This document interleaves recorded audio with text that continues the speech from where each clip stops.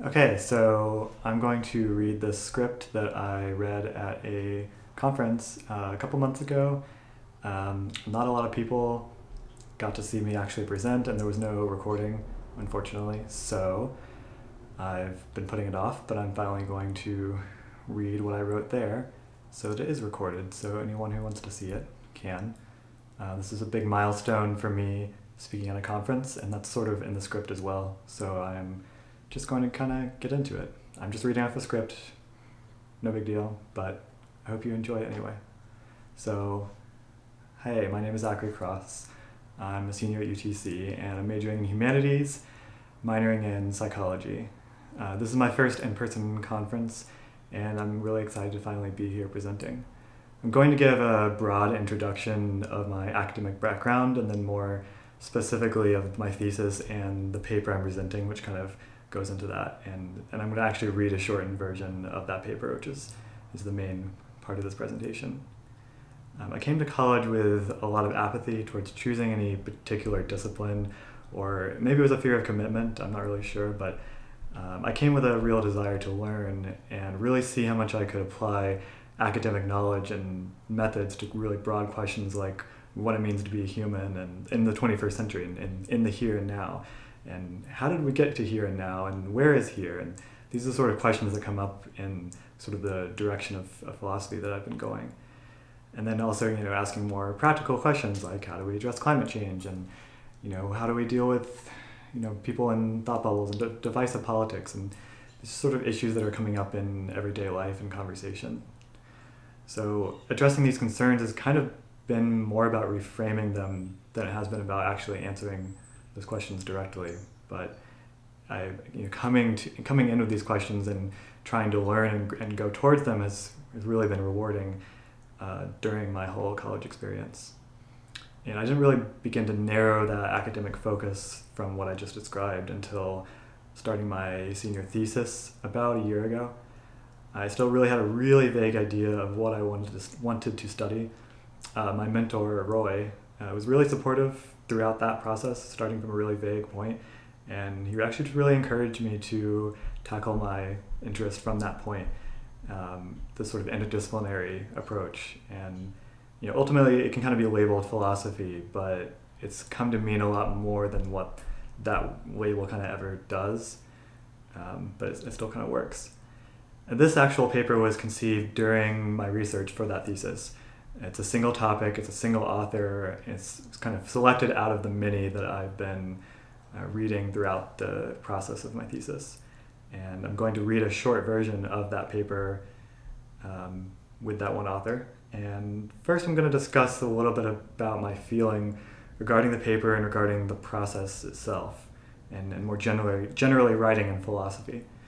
So when I started 3 years ago in college, I had never learned to write formally, to write, complete essays, according to a specific standard of grammar and, beyond the rules of grammar. I knew grammar, but I didn't know how to form a structured, coherent argument. So articulation of any point, so writing and speaking, was really a pain point for me personally. So, writing was something I avoided, but it seemed more promising than speaking. But since that point, at the beginning of college, I've made a lot of progress in writing, and that's really coincided with the speaking. And so I find myself here having made more progress than I thought was possible in writing and in speaking. So writing this paper has kind of pushed that ability even further by challenging me to write about more abstract, more complicated subjects, and even to get kind of recursive with it by including linguistics in that study, in that subject. And then furthermore, writing about language from a philosophical standpoint, it means questioning a lot of the concepts that I tend to depend on in the process of speaking, in the process of writing. There's these sort of go-to words and phrases, and in writing in philosophy, I then have to start to question those too, and that starts to feel like I'm, grabbing at thin air. It's like, oh, I can't grab where I wanted to. So I mentioned these challenges and this process because what I really learned from this project that I really want to share is how to pay attention to the way that I use words on a new level. Discussing abstract concepts requires using words very carefully, and especially when those words leave room for interpretation. You don't get to be sloppy. So my tendency to bring in words just because they felt right, it conflicted directly with the strength of the essay. So what I've learned is to take responsibility for how I use each word. And it's an art of noticing that I hope to continue practicing as I continue my journey of learning and sharing what I learn. So now the actual paper. It's called Levinas on Language, Growing Agency Beyond Boundaries. So we can define agency as the capacity to act in a given environment, specifically for an actor to make choices that affect that environment. If an actor has choices and the capacity to act on those choices, they have agency. We can view the act of speaking as one example of agency in which a speaker affects their environment by performing an act of speech and transmitting words to an audience. We often presume to discern what is signified by a particular speech event from the words themselves. We tend to look at the words themselves and consider them as the sort of chief representative of the speech event, as if everything that could be signified could also be constrained by the words. But do we ever really understand what is signified by what we hear? Is everything we take from a speaker contained in those words? I want to explore how the creation of agency takes place in the speech event and how it shifts our focus from the words to the act of speaking them. In Otherwise Than Being, or Beyond Essence, Emmanuel Levinas maintains a crucial distinction between the act of speaking and the content of speech. It's otherwise known as the saying and the said. It's part of his exploration into the gap between other people and our ability to perceive them as really other. The saying and the said serve to draw distinctions, between the delivery of the content and the content being delivered. The saying may refer to the delivery of a literal speech or take other forms such as sending a letter, while the said refers to the words contained in both. The saying happens in the present. It's attached to a moment and the person who speaks it in that moment, thus establishing a relationship to agency, the choice, the ability to speak. The said is as timeless as it is stored and repeated in subsequent speech events. As the enduring content of the speech of the words, it resides in books carved in stone, stored in the web, kind of continuing and living on in discourses of the present. I draw on Levinas first for his usage of the saying and the said, and second for the way his work gives attention to the gap between what we say and what we communicate. We all encounter this gap but do not necessarily spend much time thinking about it. In discourse, the said lends itself more readily to analysis than the saying, given that words are standardized systems of language that we are accustomed to considering in discourse. By viewing the speech event as composed of these two parts, we can now isolate them and notice in what contexts each is emphasized. For example, when analyzing the transcript of a speech, the transcript contains only the said, so in this way we can kind of isolate them. The omission of the saying it's not always noticeable within a medium of words bound to the said, but some contexts depend more explicitly on the saying. This is particularly pronounced in the case of stand-up comedy, which heavily relies on the act and the presentation. It isn't as funny if you weren't there to hear it delivered, and if there's no live audience for the comedian, then it may not be funny at all. Separating out the said may be helpful because it is something tangible and because it is straightforward to analyze with more words, but the full effect of the speech event is lost without at least considering both parts. If we wish to consider the effect of the whole speech event, we might consider how agency, built with the saying, put the said in front of us. The said does not matter if the saying, the act, does not align with the speaker enough to engage with them. The connection between speaker and listener is ongoing. It ebbs and flows. It ebbs and flows with the speaker, and it ebbs and flows, and the speaker continues to align with the audience, who can in turn align back with the speaker. Different forms of speech provide varying levels of accessibility to the speaker or audience. A conference may be a more accessible platform than, say, a magazine for a speaker, while the reverse is true for the audience, who can access the magazine easily at any time. Every speech event or consumption of speech content serves an audience or a speaker in a particular way. For what is sayable depends on their relationship, depends on the context. Staying with the occasion where speech is taking place can illuminate what is sayable and thus best spoken in a given environment. Conversely, recognizing the nature of what is to be spoken can help the speaker select the audience most appropriate to a given speech act. An undergraduate paper is best presented at a conference for undergrad research. A comedy routine is best presented at a comedy club. The quality of the saying is somewhat dependent on how well it aligns with an audience and the occasion where it's being spoken. The agency created in the Speech Act is not limited to what is positively spoken, what is actually spoken, but also what is left unspoken. For the vacuum created by an unfulfilled expectation affects the audience as much as what is spoken. How a speaker aligns with their audience by what they omit is as much a part of the saying as what they include. It's the elephant in the room. It's the shape drawn by shading in everywhere else. The saying presents a signification, something that is said cannot do because what it signifies, it does so through words, through signs. The saying communicates by gestures. The saying may affect the environment or the actor's agency through alignment or with or against the audience, and through tone or inflection. In analyzing the said, I am liable to miss at least some of what is signified in the original speech event by omission of the saying, which was primarily an experience attached to the occasion of the original speech. So as I've outlined, the occasion where what is sayable in the speech event depends on a particular context. So far, I've applied this concept and consideration of contexts, which revolve around the event of speech itself, such as a conference. But having defined the speech event, we can now kind of consider contexts which emphasize other subjects. Speech events are everywhere, and they're often concerned with facilitating some kind of functional exchange. For example, in customer service, the customer expects a rigid standard of politeness, which the business obliges as part of alignment with cultural expectations and brand identity.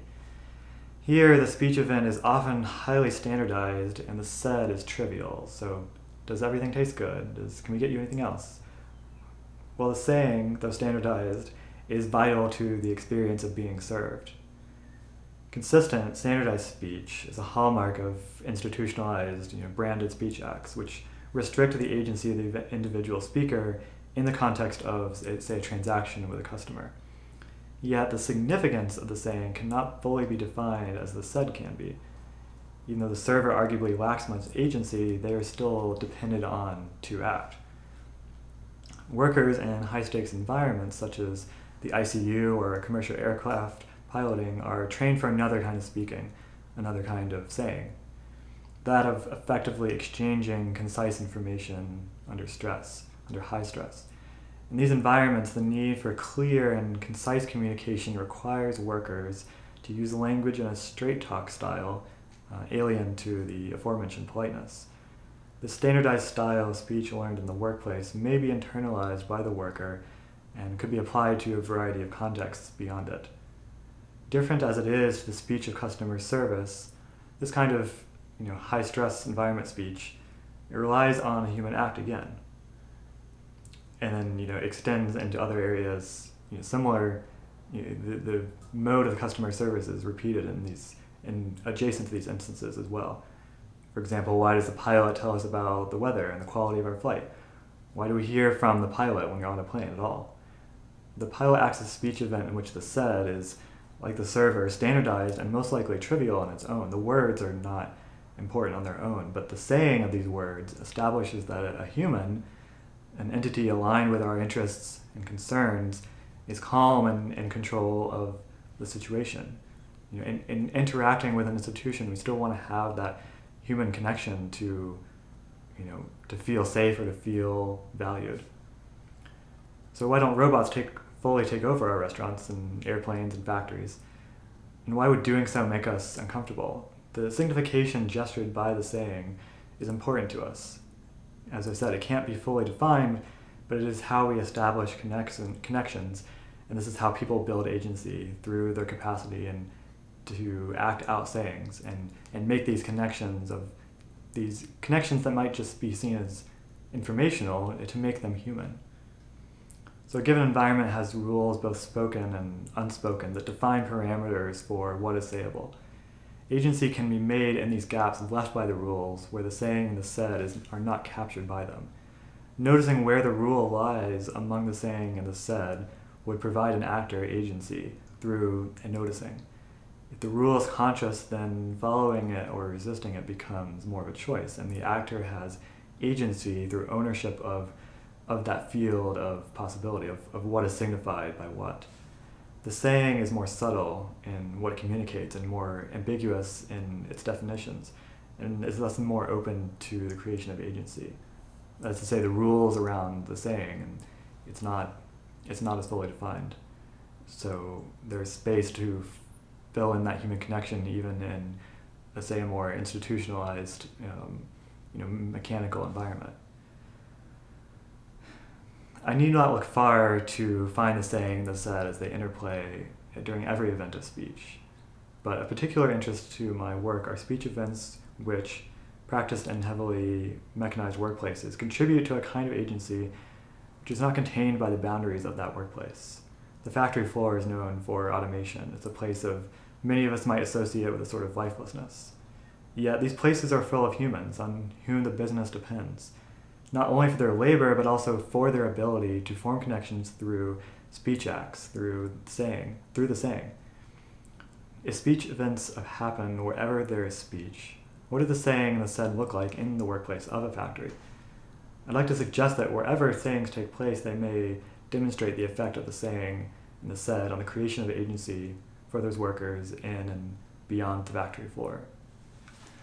I've recently been doing a lot of delivery jobs, just the contractor kind, so with Uber and other things.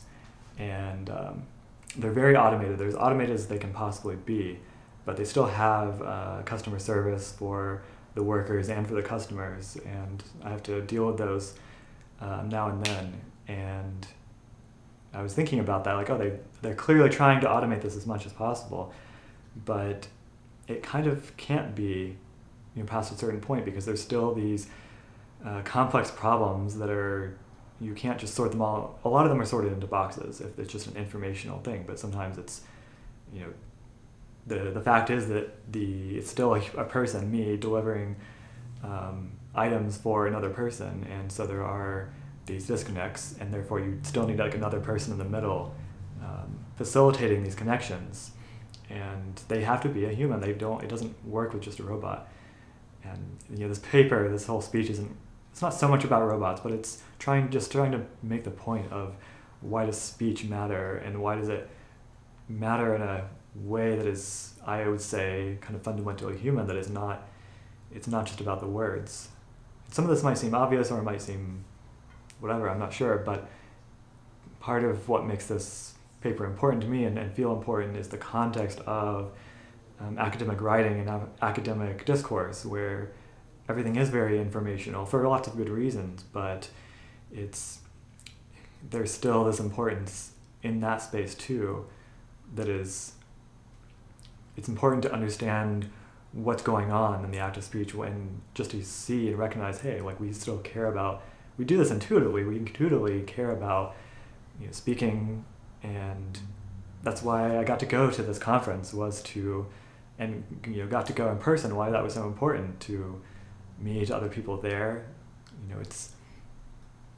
There's something happening with the act of speech, with speaking, that is not captured by describing it, it's not captured by the words, and it's not just the words. There's something important about being there in person and hearing the speech. And whatever is happening there, I can say it's significant, but I can't fully describe it in words, because it is not words. Fundamentally, it is outside of that. And that's basically what this topic is about. So I'm glad I finally got to share it, and I hope you got something out of hearing it. Thank you.